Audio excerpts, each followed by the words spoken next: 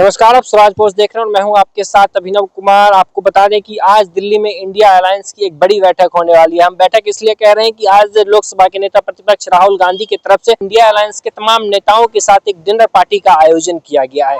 Dinner party का आयोजन तो ये सिर्फ आप इससे अंदाजा लगा सकते हैं कि डिनर पार्टी के आयोजन में किस किस मुद्दे पे चर्चा हो सकती है। बिहार के मौजूदा राजनीति के सरगर्मियों पे भी चर्चा हो सकती है। मतदाता पुनरीक्षण का जो मामला है, खासतौर पे एसआईआर, उस पर भी चर्चा हो सकती है। और जो ये इंडिया अलायंस लोकसभा चुनाव से पहले जिस इंडिया अलायंस की नींव रखी गई थी, कहा गया कि लोकसभा चुनाव के बाद इंडिया अलायंस की वो नींव धीरे धीरे धूमिल होती जा रही थी। अब राहुल गांधी जो जिस तरीके से पिछले कुछ दिनों से लगातार मानसून सत्र में देखा गया, इस मानसून सत्र से पहले का जो सत्र लोकसभा का रहा, उसमें जिस तरीके से उनका राजनीति करने का जो रवैया बदलता हुआ दिख रहा है, उससे भी ये कहा जा रहा है कि इंडिया अलायंस में एक बार फिर से राहुल गांधी जान फूंकने का प्रयास कर रहे हैं। सवाल यहाँ यह है कि जब जिस तरीके से आज जब डिनर का आयोजन किया गया, बिहार से चल के नेता प्रतिपक्ष तेजस्वी यादव भी मौजूद है दिल्ली में, और अन्य जो इंडिया अलायंस के जो अन्य घटक दल हैं, उनके जो शीर्ष नेता हैं, वो तमाम लोग शामिल होंगे उस डिनर के आयोजन में। और जो खासतौर पे जो सांसद हैं इंडिया अलायंस के, वो सारे सांसद उसमें शामिल होंगे। और खासतौर पे जो एसआईआर का जो मुद्दा है, जिस तरीके से विपक्ष लगातार इस बात को उठा रहा है कि 65 लाख वोटर का नाम जो जिस तरीके से बिहार से काटा गया, उसको लेके खूब चर्चा हो रही है कि क्या इस पे क्या रणनीति बनाया जाए। और राहुल गांधी का अभी से कुछ दिन बाद बिहार में यात्रा भी है, उस यात्रा पे भी हो सकता है चर्चा हो कि उस यात्रा में कैसे उस यात्रा को सफल बनाया जाए, क्या कुछ किया जाए, इन तमाम मुद्दे पे भी बातचीत होगी। सवाल यहाँ ये भी है कि राहुल गांधी आज डिनर पार्टी का आयोजन कर रहे हैं। इससे पहले कल एनडीए के तरफ से, एनडीए के जो सांसद हैं उनके तरफ से एक डिनर पार्टी का भी आयोजन किया गया था। और कल आपको बता दें कि कल इंडिया अलायंस के जितने भी नेता हैं, जितने भी विपक्षी दल हैं, वो तमाम लोग कल इलेक्शन कमीशन के दफ्तर तक मार्च करेंगे और एसआईआर का विरोध करेंगे।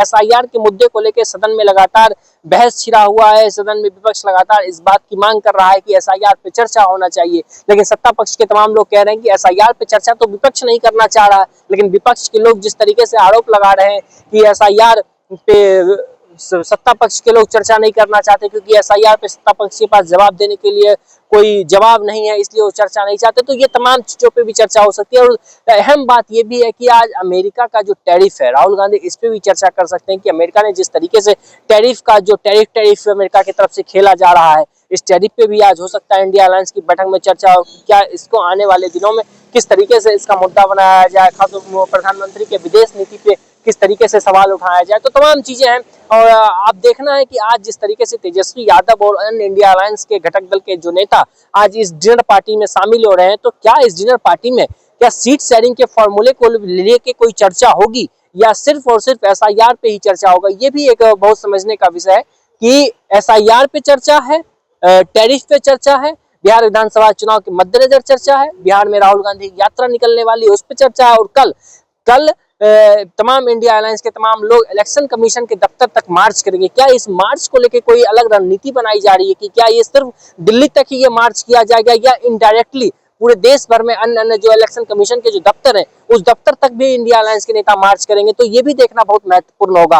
और क्या सीट शेयरिंग के फॉर्मूले को भी लेकर चर्चा होगी कि क्या कि किस पार्टी के गठबंधन में कितनी सीटें, क्योंकि जिस तरीके से मुकेश सहनी का एक बयान आया था अभी से कुछ दिन पहले कि हम 60 सीट पे चुनाव लड़ेंगे, तो ये भी एक महत्वपूर्ण है क्योंकि मुकेश सहनी ने प्रेशर पॉलिटिक्स का काम किया था।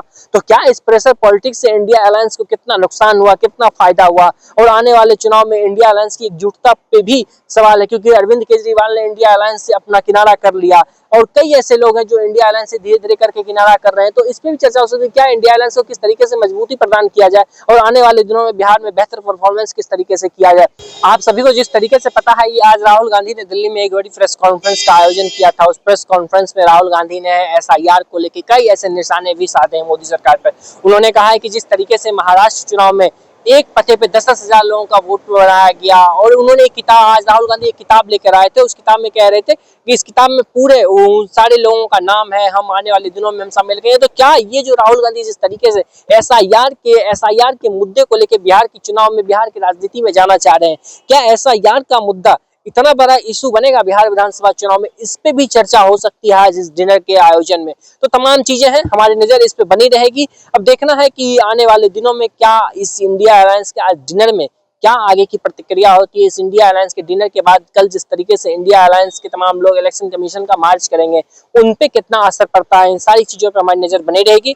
तो फिलहाल के लिए इतना ही। बाकी की तमाम खबर देखते रहिए स्वराज पोस्ट। धन्यवाद।